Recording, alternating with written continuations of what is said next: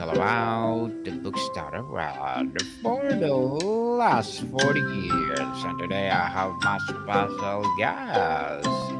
She's executive function coaching expert, autism specialist, and mental health industry leadership consultant. No other than Miss Kathrine Parnell. Hi, Daniel. It's nice to be Welcome. here today. Welcome, Miss Catherine. And can you please introduce more about yourself that I miss? Sure, I would love to. Well, as you said, I am an autism specialist. I am an expert in working with individuals with executive function challenges. And I operate a mental health company. And so I have the privilege of working with other mental health leaders and providing business consulting. Miss Catherine Parnell, thank you so much for sharing your knowledge and wisdom to the world. And today, let's talk about the focus blueprint, practical strategies to boost motivation and organization. And tell us, Miss Catherine, let's start with the title or the message of our topic for today. Why blueprint? What does the metaphor reveal about your approach to motivation and organizations that other methods miss? Yes. So as I developed the Focus Blueprint, I really wanted to have a program that would be focused on a mapping system of sorts, that there is a design that each individual has that works organically for them. And while there are so many different strategies and tools out there, what our program does is customizes the program for that individual so that they're not just working a program that is also being given to their neighbor and to their friend, but it is a program that is specifically designed for them. So it is a blueprint of how their brain organically organizes and works through those executive function processes. Interesting indeed, Miss Catherine. And many people see motivation and organizations as two separate challenges. How does your blueprint show that they are fundamentally interconnected? Right. Well, motivation is can come from a lot of different places, and so there is oftentimes an emotional connection to it where if an individual feels confident, if they feel capable in whatever domain that they are in, then they typically have a higher level of motivation. And so, what we see is when individuals are struggling, when they lack organization, and not just organization in their day to day life, the practical things, but organization in the way that they process information, in the way that they solve problems. We find that when they are able to organize their thoughts and have a better system for themselves, they feel more confident and therefore, as a result, oftentimes have higher levels of motivation.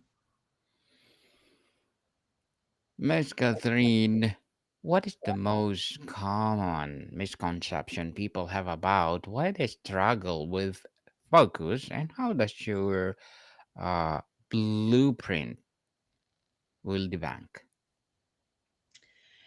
Well, Daniel, people often get into a situation where when they were in school and when they were younger living with their parents provided the infrastructure and their parents provided the rules, and the school system provides the rules. And so they just have to perform in that system. And a lot of people do really well with that. And then as they move past that and they get into adulthood where there's much more autonomy and the focus on independence, then they really begin to struggle. And so there is a myth of not understanding that all of these symptoms were actually present when they were younger, but they were covered up or they were masked by the fact that infrastructure was in place for them. And so all they had to do was perform. They didn't have to organize. And so now that they're an adult, they're really struggling with the day to day organization, and they often feel overwhelmed, and they are dealing with procrastination. And it's really unfortunate because they begin to feel broken and believe that there is a great deficit in them and something is wrong with them. And really, there is nothing wrong. It is just a matter of that they don't have the appropriate tools. They don't have the necessary strategies that they need to create success in their life. If someone is feeling completely overwhelmed and paralyzed by their to do list, what is the very first step from your blueprint that they should take? One of the first things that people have to understand is the way that their brain navigates information. And so, if they are overwhelmed, that can be from a variety of reasons. It could be because they are, looking at a project in a really large view. They're not breaking it down into steps, or they are trying to do a project or do a task in one sit down, and they aren't recognizing that they don't have the stamina. Their brain doesn't have the stamina to do that. So we help people figure out what is going to be the best strategy for organization or for initiation of a task. And then we help them build their confidence level so that they recognize they do have the capacity to do this if they're given the right tools. Definitely, for sure. And can you walk us through one key strategy for reigniting motivation when we're in a complete slump, or not just managing it when we've already have it? Yes, yes, I can. One of the strategies that I really love is uh, taking a task that you have that may seem so mundane. It just may not be interesting whatsoever, and so the brain is not interested in putting any energy or motivation toward it. And what we do is we develop a system where there is some work, but there is also reward to it. And so we can connect those two instances. So, for example, if somebody has to do the laundry, nobody really likes to do the laundry, but that may not be their preferred task, but they really enjoy spending time on a video game. Then we will work with them to say, okay, what we're going to do is we're not going to do the laundry in general. We're just going to focus on one part of that task. And so one part of that task, maybe we are just going to get the clothes out of the hamper and we're going to take them into the laundry space. That's all we're going to do. And so, and once you do that, then you're going to give yourself a reward of 20 minutes of video game time. And that becomes those little steps so that we are breaking it down, we're connecting reward to it so that the individual just doesn't feel so overwhelmed by the large picture of all of the different steps of doing the laundry, but they're also getting that reward to their brain, which makes them feel good. And so then they don't have a negative attachment to the issue of doing laundry. Very well said, Miss Catherine. Truly, truly empowering. How does the blueprint help people move from relying on fleeting motivation to cultivating lasting discipline? Well, Daniel, it really is, as I was saying before, a person's confidence plays a lot in this. And so as a person believes that they can do it, it's kind of building up a muscle, inside of you. And the more that you use it, and the more that you recognize that it's reliable, when you need it, it shows up. Then that really helps individuals with their motivation to move into these tasks that or what we call non-preferred tasks. They're the things that we just don't like to do in life. And unfortunately, they are a part of our day to day and they really contribute to our success or the lack thereof. And so, if we can help people find the correct tools, that is really essential.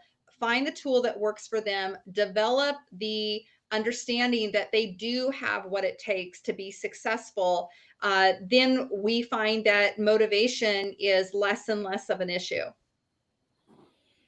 Motivation indeed. We need motivation every time and then. There are a million organizations, app and tools out there. Does your blueprint advocate for a specific tool or is it more about underlying system? Well, our blueprint is really focused on the individual. It is not a program that is a cookie cutter program. It's not something that we, are sending out online. Everybody can purchase it and they just have to figure it out on their own. We really believe in coming alongside people and coaching them and helping them develop that sense of confidence within themselves. And we believe in our clients from day one. Even though they may come to us and not have much belief in themselves, we believe in them. And so that really sets us apart from just any kind of program. We are a coaching program that will work with our clients. We will stand beside you. We have additional services where we can pull in an additional support person as an accountability partner. And that person will work with the client as well and stay with them through the week, texting them and checking in with them to see how they're doing, making sure that we're removing any barriers that they may have or helping the client identify what barriers could be coming up that would prevent them from being successful. Miss Catherine, can you share a surprisingly simple organizational strategy from your blueprint that has been outsized impact on daily focus? Yes, I think one of the most surprising ones is what I was alluding to before with breaking down a task rather than viewing something as one thing, whether it is, doing the dishes, whether it is doing laundry, even something as essential as going to work. If we can break these tasks down into things that are much more manageable, then our brain is able to identify what we do have the capacity to do. And so we may think, oh my goodness, going through my entire workday is just too much for me. But if I just break it down to all I need to do right now is get into the shower.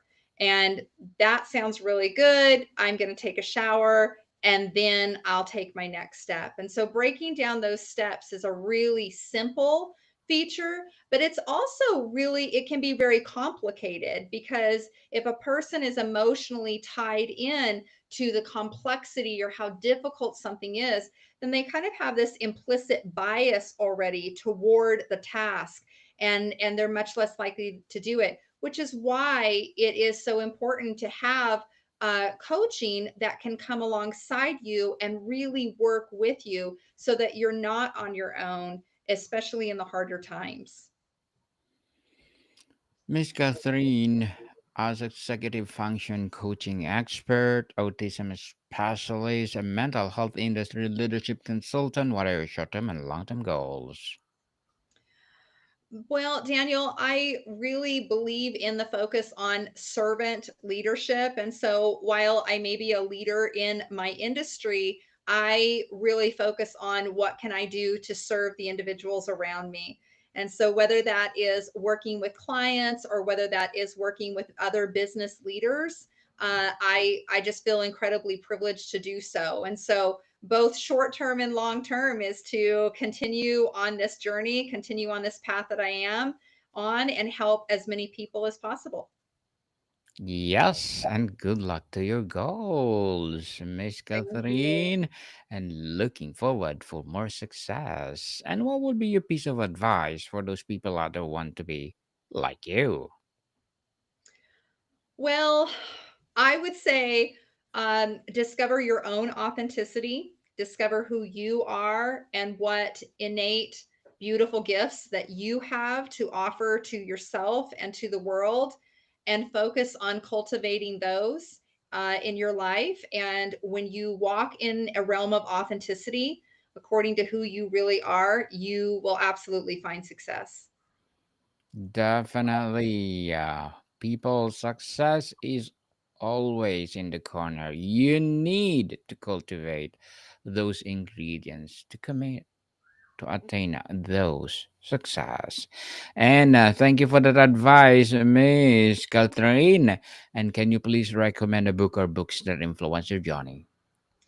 There is a really wonderful book that I read recently. It is called Doing Good at Work, and it is the author is B. Bocalandro, and it is just an exceptional take on why it's so important for us to, even in our workplaces, for us to focus on how we can improve our world and do good in the space that's around us.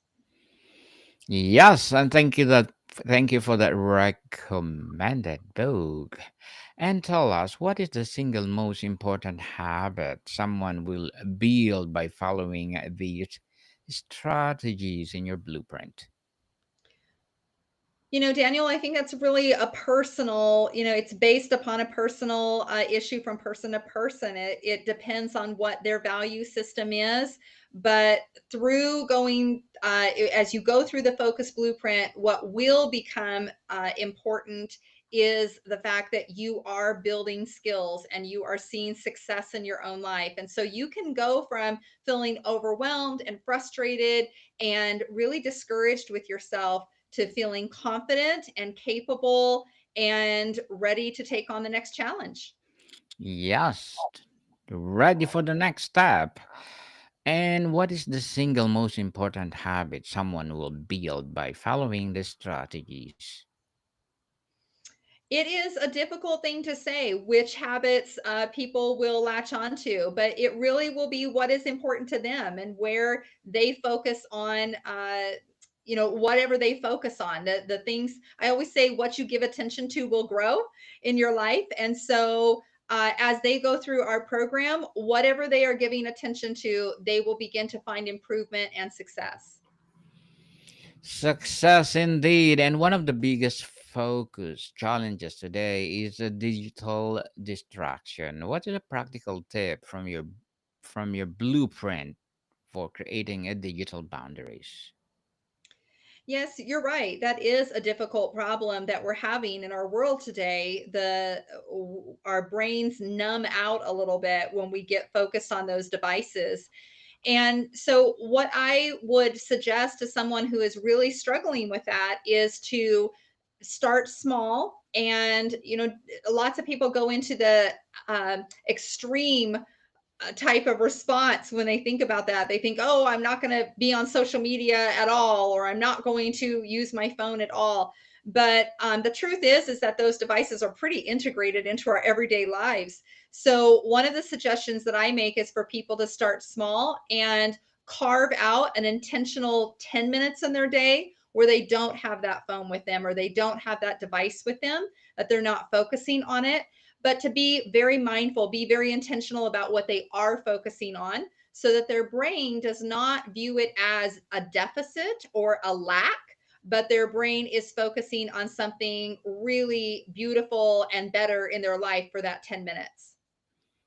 Miss Catherine, for the chronic procrastinator, what is the one strategy from the blueprint you tell them to implement tomorrow to start turning things around? There's so many different things that a person can do with procrastination.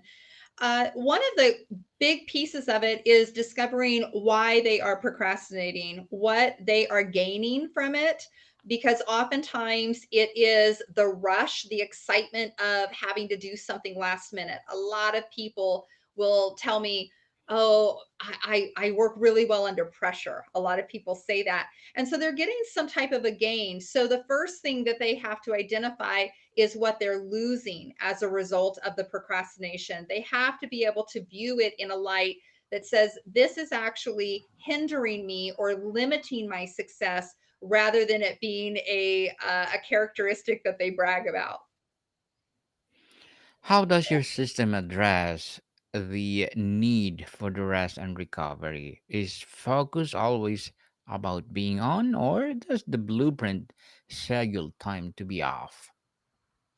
It absolutely is important for people to take those moments in their day, take those days out of their weeks, out of the year, where they are allowing their brain to recover. I don't think in our society we focus as much on recovery.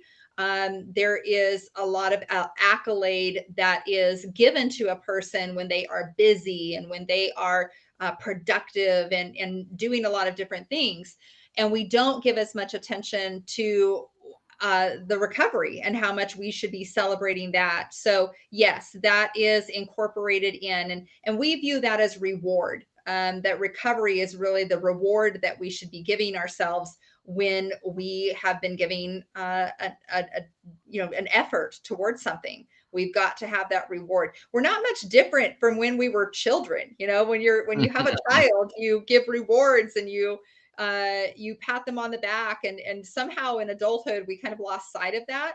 And many people still need that. They need to know that they are noticed, and by other people or even by themselves, giving that attention to themselves. Definitely. And what could only remember one key mantra or principle that the blueprint what you want that to be? If there was something that people would take away from the focus blueprint, it would be to understand that with the right tools, your capacity will increase. It will absolutely increase once you have the right tools. And so we want to come alongside you. We want to stand with you and help you identify what those tools are, teach you how to use them in a way that's going to be effective for your life, and then watch you shine. Miss Catherine, before we wrap up our discussion for today, I'm inviting you to please to listen to my other podcast, people, my other podcast, because my abstract essay is already in fifth season, abstract poetry in second season, and my book 101 review in fifth season too, comedy 101 in second season, and my food 101 in fifth season as well, geography 101 in fourth season, and my baby podcast, Law 101 and Mental Health 101, love letters in third season, and movie 101 review, music 101 in fourth season, and science 101 and sex 101 in its first season. Please listen to them wherever you listen your podcast. So, Miss Catherine, finally, who did you make this blueprint for? How does that person look like when they first pick it up or read your blueprint, and what do you hope they look like after they finish and implemented your blueprint? The person that comes to need the blueprint and to want to do it is the person that is tired of not being successful in their own mind. They are feeling like they are not measuring up, that they are uh, putting things off, they're not getting things done in their life, and they see that it's really limiting their success, and they're just tired of that. And once they go through the blueprint, what they find is that they really had the strength within them all along. They just didn't know what tools to use, and they didn't know how to integrate them into their life. And so what felt like overwhelm now feels like it is manageable. And when a person walks through that, the relief that they feel is really, really exceptional. And we just count it a privilege to be alongside people as they walk through that. Miss Kathrine Parnell, thank you so much for sharing your knowledge and wisdom to the world. So, can you please invite our listeners to support your advocacy, your business, or whatever projects that you're doing right now? Absolutely, Daniel. Well, they can they can see more about what we are doing at a newviewcounseling.net. That is our website, and they can learn more about the Focus Blueprint there, as well as all of our mental health services. Yes, people, let's support Miss Kathrine Parnell because if you support her, for sure, more and more empowering coaching to come, more and more empowering advocacy to come. So, Miss Kathrine, thank you so much for your time. Thank you so much, Daniel. More to come, people. See you soon.